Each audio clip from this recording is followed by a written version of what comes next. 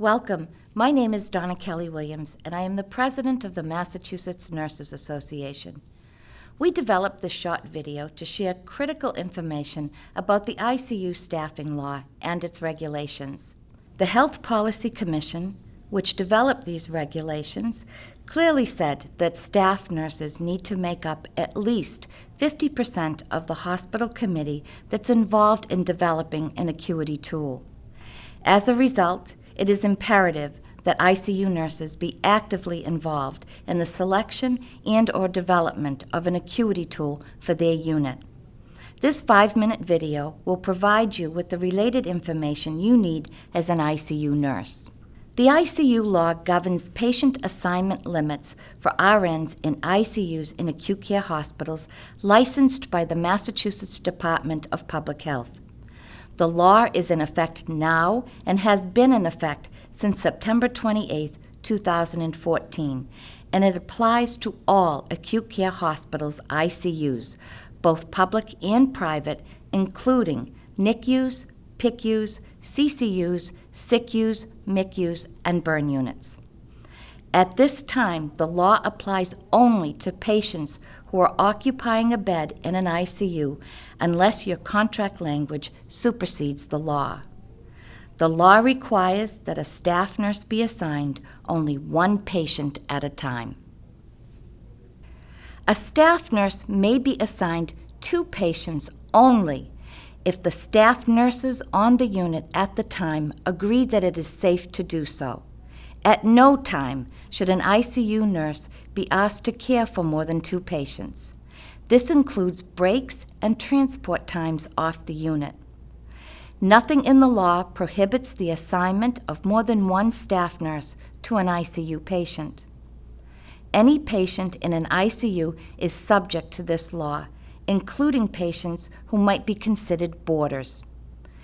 The M&A recommends that you document your assessment of patient acuity in the patient record. Each intensive care unit is mandated by law to develop an acuity tool by the specific deadlines listed here.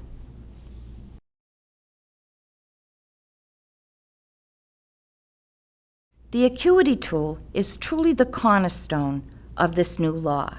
And because the development of the acuity tool will affect your working conditions, M&A hospitals have a responsibility to negotiate over the tool as well as committee member selection. As a result, M&A members have put a tremendous amount of time into developing sample ICU acuity tools that you and your colleagues can use in your committee work.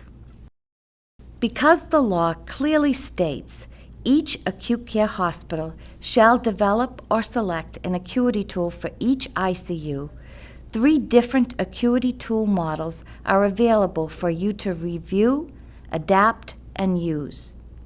The M&A strongly encourages you to utilize these models when you and your fellow nurses meet with management to develop your ICU's tool.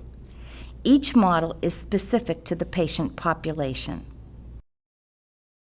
The law also includes record-keeping and reporting requirements. The effectiveness of the law will eventually be evaluated according to patient outcomes, which the Department of Public Health will monitor. Key points to remember as this process unfolds. Each bargaining unit needs to develop and implement a plan for distribution of information and member selection for the Acuity Tool Development Committee. The M&A Nursing Department and your Labor Associate Director are available to provide resources and additional information. And lastly, the M&A website has links to all the documents and forms discussed. The 4 outcomes listed here have been chosen by the Health Policy Commission for monitoring the effectiveness of improved staffing. The M&A sees the ICU law as the first step in the process of securing safe staffing in all hospital units. Please join us at the State House on October 20th for a public hearing that will help us achieve this victory. If you have any questions, contact the M&A at 800-882-2056 and ask for the Division of Nursing. Thank you.